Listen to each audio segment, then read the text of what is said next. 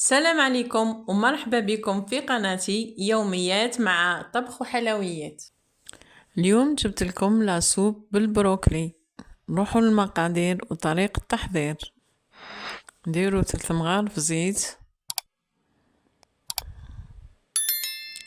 نزيدوا نص مغرفة زبدة، ونحطوا صدر الدجاج انتي اي طرف ديريه، نديروا حبة بصلة نقصوها طرف صغار،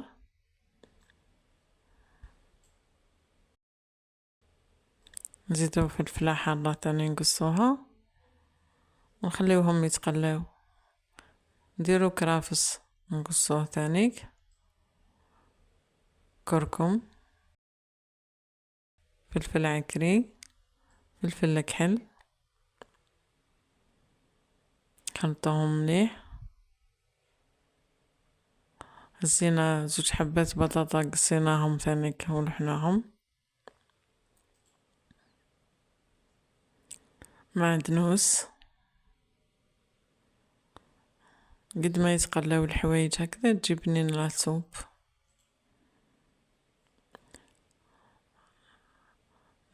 دوكا كبينا البروكلي هذاك كنا نظفناه وقصيناه، دوكا نديرو ملح ونخليوه ثاني يتقلى معاهم، بعدين نكبو الماء.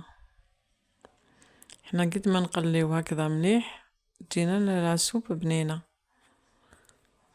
هذا الفلفل الملحي كنت حطيته في الثلاجة. نديرو الجبن بعد ما طابت لاسوب، شوفي كيفاه طابت.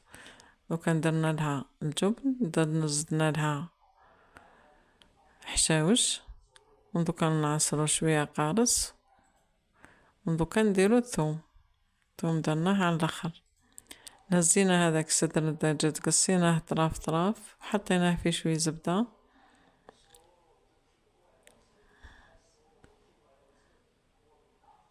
رشينا له شوية فلفل كحل وخليناه يتقلى شوي، وكنزدنا له شوية معدنوس، وكنزيدو نديرو شوية لا كريم فريش.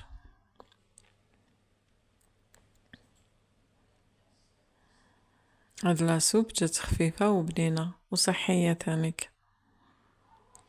وكا حطينا الدجاج هذاك لي قليناه، يجي بنين كي ديريه هكذا، يجي بنين في لاسوب. شوفي كيف قدمناها،